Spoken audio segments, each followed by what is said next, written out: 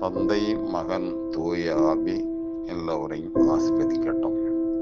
பெரிய சகோதரர்களை, இந்த உலகில் தெய்வ பயமுள்ள எத்தனை பேர் பார்க்க முடியும்? தர்ம மதிப்புகளுக்கு முக்கியத்துவம் அளித்து வாழ்வதற்கு எத்தனை பேர் காண முடியும்? மிகவும் வருத்தமான விஷயம்தான்.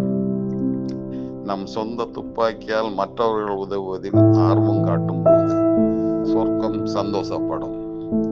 ஒரு தீபம் மற்ற தீபங்களை கூட பிரகாசிக்க மறக்க வேண்டாம். ஒருமையுடனான செயல்கள் தெய்வராஜ்ய சேவைக்கு அவசியம். மற்றவர்களின் தேவைகளில் கண்ணை மூடிக்கொள்ளாமல் இருப்போம். இன்று நாம் பிறரை பயன்படுத்தினால் நாளை மற்றவர்கள் நமது தேவைகளுக்கு உதவுவார்கள்.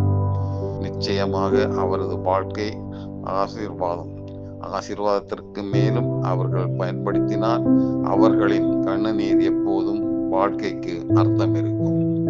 நம் செல்வம் மற்றவர்களுக்கு கூட வேண்டும். அவர்களுக்கு மகிழ்ச்சியும் நாம் மன நிம்மதியும் இருக்கும். அவர்களுக்கு மகிழ்ச்சி ஏற்படும். பேசாமல் செயல்படலாம். கடவுள் நம்மை ஆசீர்வதிக்கட்டும். ஆமென்.